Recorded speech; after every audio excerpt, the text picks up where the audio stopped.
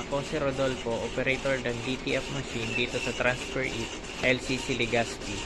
Ito ay ginamit ng 7 araw na may total na 64 meters. Ito naman ang printer head, huling pinalitan noong September 19, 2024. Ito naman ang capping na may 100% good condition.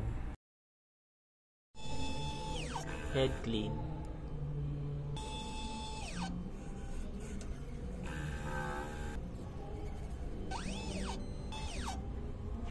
Punasan ng wiper pagkatapos mag-head clean.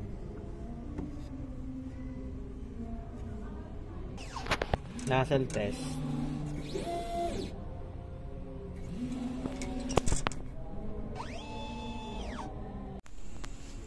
Ang ink system label namin ay tama lang.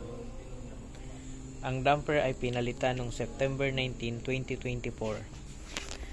Ito ang waste tank, nilinis nung isang araw.